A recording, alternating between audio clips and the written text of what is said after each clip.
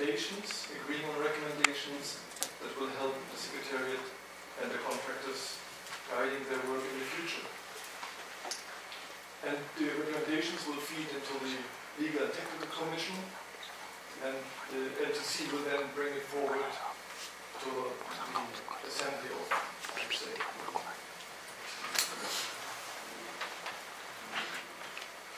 The general structure of the workshop, the 6 days that we have together, is fairly straightforward. We had the welcome and opening session already. Right after I finished, the taxonomic experts will start with their presentations.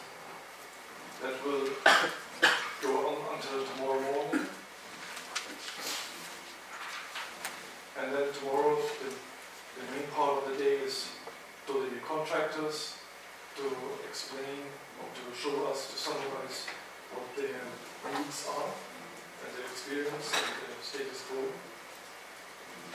And the main part of the workshops on Wednesday to Friday is the work with the specimens in the room that we saw earlier on.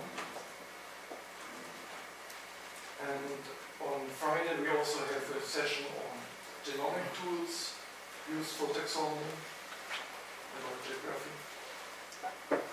And the Saturday, as mentioned earlier, will be the plenary discussion and of 3 major topics, hopefully leading to agreed recommendations of the workshop. The agenda of the workshop you can find on the ISA website. The link is down there, you probably have noticed already. And all the presentations will be uploaded as well as once they have taken place, so you can find everything you need on the ISA website. I briefly want to present the 12 taxonomists, and I would like them to just stand up for a moment at that time, just to make sure that we get to see the faces. And one thing that I want to point out before, the illustrations I put up in the corner, they are from the internet, so if I made a mistake, it's entirely my mistake. Don't blame it on the taxonomist, please. So the first one is Gordon Patterson. He comes to us from the Natural History Museum in London, and I've just taken the titles as they were uploaded, so they maybe have changed a little bit from the agenda that you have in front of you. So his title now is The Known Unknowns, and the abstract again can already be found on the internet on the ISA website. The second one is Linai Menot. It comes from Ifremer, from the French Institute. His title is The Ecological Context for the Study of Biodiversity of the Macrofauna of the Clarion-Clipperton Infectious. Oh, this is a difficult one. I apologize. Magdalena Glasevich-Paskovic from the University of Łódź. The title is Crustacea Paracarida Denaidacea.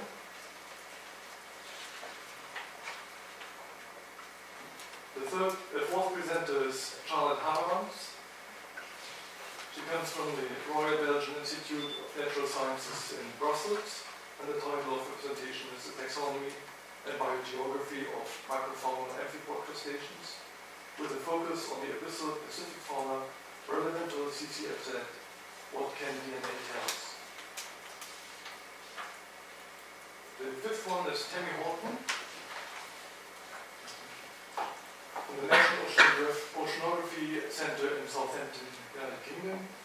The title is The Taxonomy and Biogeography of Macrofaunal Amphipod Crustaceans, with focus on the abyssal Pacific fauna relevant to the CCFZ. Stephanie Kaiser is from 6, I believe. She comes from the German Center for Marine Biodiversity Research in Wilhelmshaven, Germany, and the title is Taxonomy and Biogeography of Macrofaunal Isopods of the Pacific abyssal fauna relevant to the CCFZ. Ivana Kalanovic is the seventh taxonomist from Anyang University in Seoul and the University of Tasmania in Australia. And the title is The Taxonomy and Biogeography of Macrofauna and Ostracod crustaceans, with focus on the Abyssal-Atlantic Pacific fauna relative to CCFZ. Paul Valentic Scott comes to us from the Santa Barbara Museum of Natural History in Santa Barbara, California, and the title of his presentation is Abyssal Pacific Mollusca, with particular emphasis to the clarion-clipped fractures. Dennis Golden isn't here yet. He's coming, or he will come tomorrow, from the National Institute of Water and Atmospheric Research, and he's the expert on bryozoans. Elena Wittland from the Department of Life Sciences, Natural History Museum in London, and the title of her first presentation is Taxonomy and Biogeography of Macrofauna and Annelids, with focus on the Abyssal-Atlantic Pacific fauna relevant to CCFZ. Thomas Dahlgren from Norway isn't here yet. He will also come tomorrow, and he'll tell us about the advances in molecular methodologies and the application and interpretation of molecular methodologies for microfauna classification, their relevance to environment assessment and monitoring. And then I will give a second presentation on developing molecular pipelines to provide samples for barcoding and data analysis. Annika Janssen comes also from the German Center of Marine Biodiversity Research in Wilhelmshaven. And the title of her presentation is The Pros and Cons of DNA Barcoding, preliminary results from recent cruises to the CCFZ.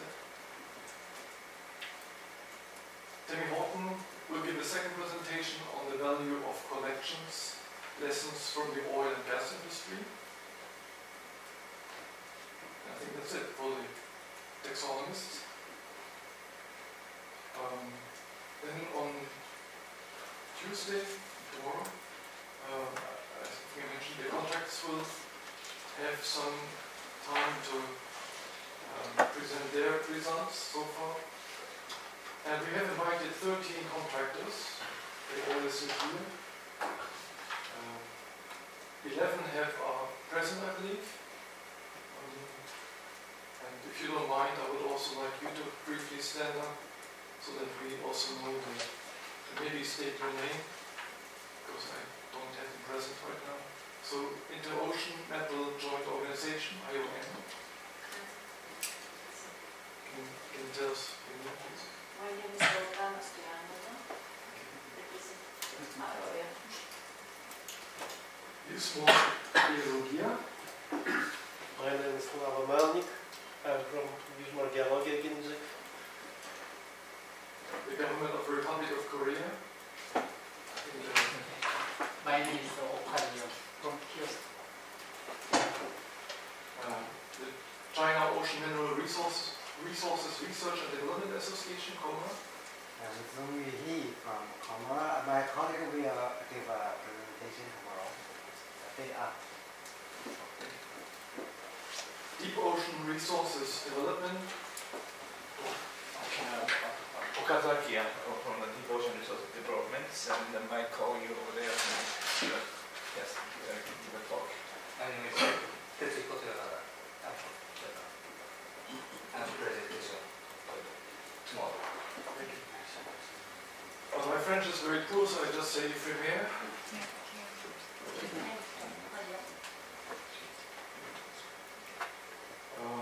The Ministry of Earth Sciences of the Republic of India is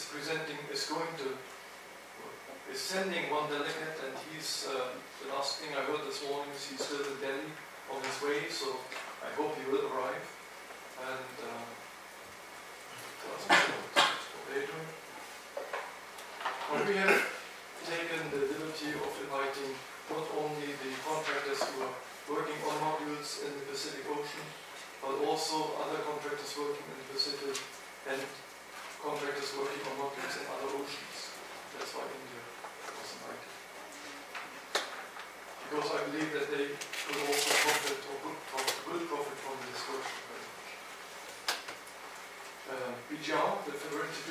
Baseline Central Resources of the Federal Republic of Germany. Hello, I'm Rashka. I'm here as representative of the UTR. Now, Ocean Resource Incorporated Norway has not sent a representative, but they sent a presentation that we will, so only a few slides that we will send show tomorrow. Tonga Offshore Mining Limited. I'm Renee Gregan. I work for Nautilus, which is the parent company for Tonga. Global Sea Mineral Resources. Jacques Pajon, I'm a director with Global Sea Mineral Resources, and I'm assisted by Alan Pape from the University of Ghent. UK Seabed Resource Limited was also not able to attend, but I understand that their representative will talk to us via video tomorrow. Adrian Globe. And finally, Japan Oil, Gas and Metals National Corporation from MEC. Good morning. So my name is Nobu Okamoto. So my colleague is Dr. Narita too. Maybe Geomec is a newest contractors.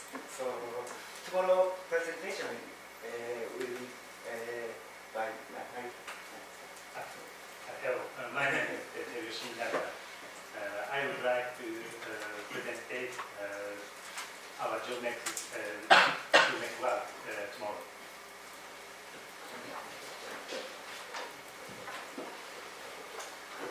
Well, this workshop, of course, is for the contractors and it's all about their work. But we as a secretariat also have some questions for the contractors, and I hope that as far as the Norwegian baseline studies are concerned, and I hope that you will be able to maybe answer some of these questions in your presentations tomorrow. I'm afraid I have to read this out because I don't know by heart. With regard to the recommendations for the guidance of contractors, which is an ISBA document that you can find on the internet from last year, LTC document, the contractors are doing these baseline studies, and in the guidance they receive information how to do them. So it would be interesting to see how well that working works and how well the guidance works. For the pioneer contractors, as the Secretary General pointed out earlier, they are approaching the point where they might possibly ask for extensions of their applications or approach the point where they will start mining. It would be very good to get a brief summary of the work that is completed or under analysis or still to be collected for the items listed in the guidance document.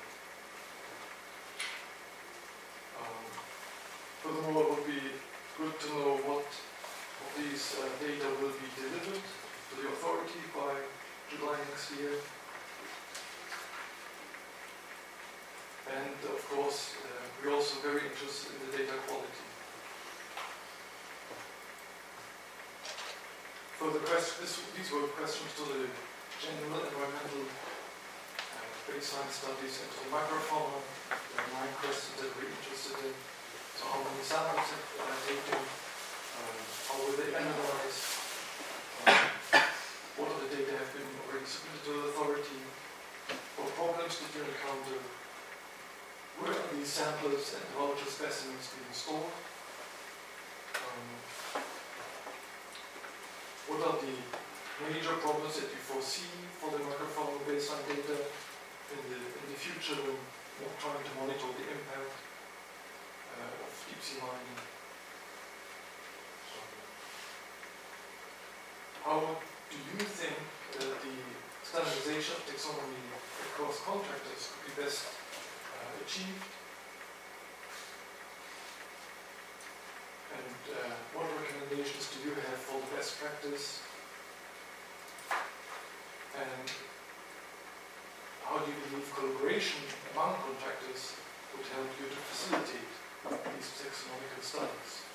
Well, these are questions that are relevant to the LTC, to the Legal and Technical Commission, and maybe you can answer them in your presentations tomorrow or otherwise directly to David. And that's one thing I need to do is introduce David Billett from the United Kingdom, from Southampton.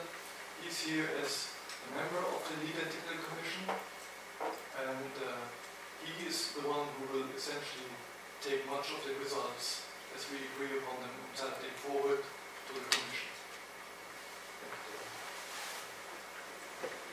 We had invited another member of the LTC from Mexico, but she was not able to come to this one. Well, the final day, the plenary discussions are about three topics, as mentioned earlier. One is the conceptual design of a database for the references, samples, and images. The second one is a prospective publication of the ISC, the results of this workshop here. And the third one, and possibly the most important one, is the recommendations that the participants of this workshop would like to bring forward to the LTC as far as microfunding baseline studies are concerned. I think that's all I have to say. Thank you. Are there any questions?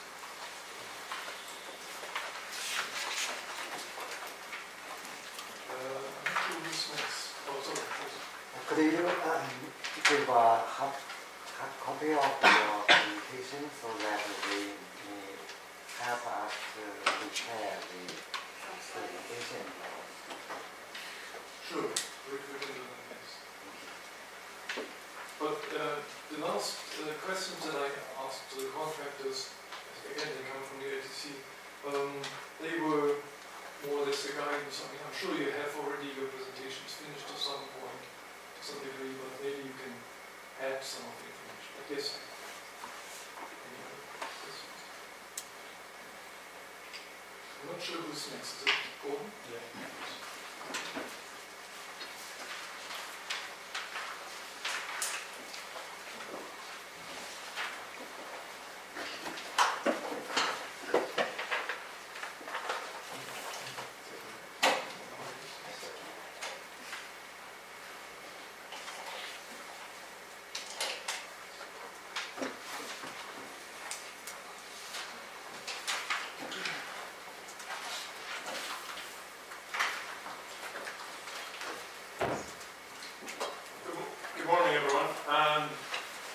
Reiterate, my name is Gordon Patterson. I'm a deep sea taxonomist. My special subject is polychaetes. What I want to do today is to give you a presentation which came out of an analysis I did for a European Union project called MIDAS, which is running at the moment. MIDAS is looking at the potential impacts that mining may have on deep sea fauna. And I apologize for starting with a quote from Donald Rumsfeld, but it does actually encapsulate where we're at the moment, the known unknowns. And what I want, my talk will be in basically two parts. The first part will be dealing with some of the issues about why taxonomy is important, and then I will go on to look at what we already know and the gaps that we have in our knowledge. So, as a quick overview for this workshop, I thought I would come up with a series of questions that I think will hang over the workshop that we will be addressing in a number of the talks that my colleagues from different taxonomic groups will have. Why is taxonomy important? What kind of resolution do we need? What kind of resources are available and what do we actually need to do this? Why do we need to have any sort of intercalibration at all between the various attractor areas? Isn't it enough that we know about the species in particular areas? And also, what role can new technologies and approaches make? There is a feeling out there that why can't we just do genetics and leave the morphology behind? And how do we use the internet resources in this modern age to ensure information exchanges? So these are the kinds of overview questions that I think are going to be part of this workshop. Specifically in the MIDAS project, what we were looking at was biogeography and connectivity. That is how species are distributed distributed within and between time areas. And basically we were doing this to find out what we know, what we need to know to understand about the impact of mining.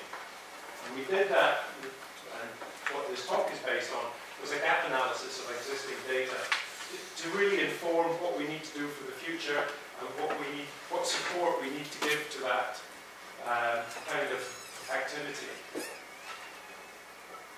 Okay, so I want to look at biogeographic patterns in the CCXZ. What I'm going to say is mostly about biogeography, but it does apply to other areas of ecology, and it also applies to other areas of the ocean, such as the manganese nodule sites in the Indian Ocean.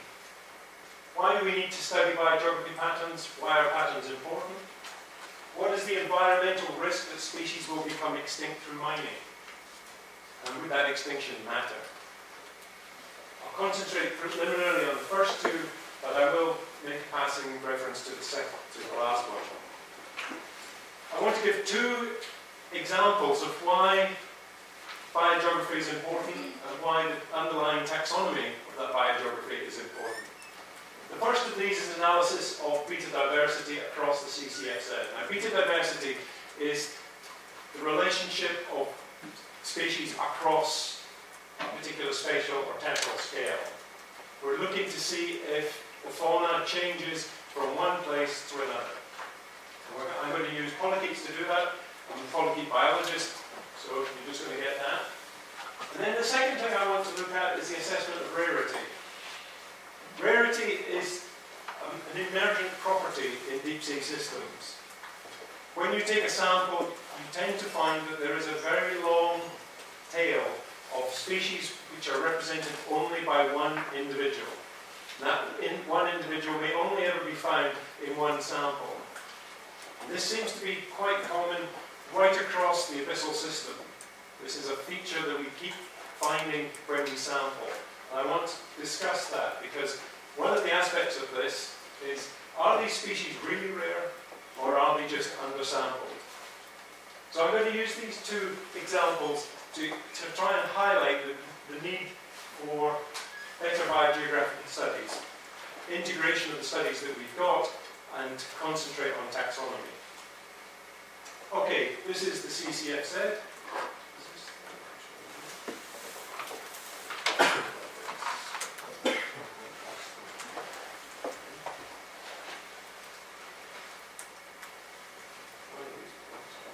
I now have a lightsaber.